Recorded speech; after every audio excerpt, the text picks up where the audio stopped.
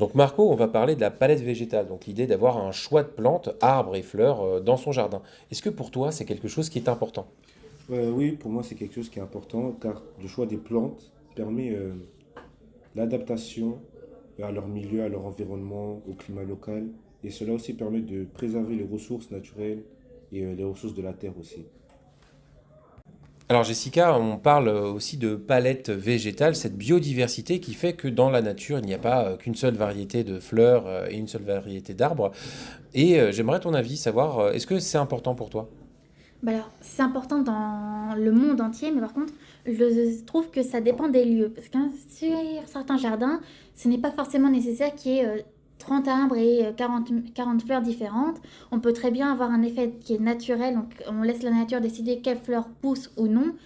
Et c'est très très joli aussi, mais c'est vrai que dans certains cas, comme par exemple dans les châteaux ou autres, dans les jardins des châteaux, c'est vrai qu'avoir une diversité de plantes et des plantes qui sont choisies par l'homme, ça fait quand même très joli aussi, donc ça crée un effet différent. Et les deux sont très intéressants et très jolis les deux. Donc pour moi, ça dépend vraiment de l'endroit où ça se trouve et de l'effet qu'on souhaite. Donc Anne-Marie, on parlait de palette végétale. Est-ce que c'est important pour toi d'avoir un choix de plantes, fleurs, arbres dans son jardin?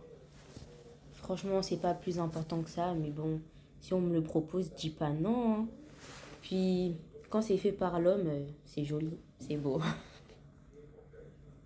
Alors Dylan, on parle de palette végétale, et moi je voudrais savoir, pour toi, est-ce que c'est important qu'il n'y ait pas qu'une seule type de fleur ou un seul type d'arbre dans ce monde?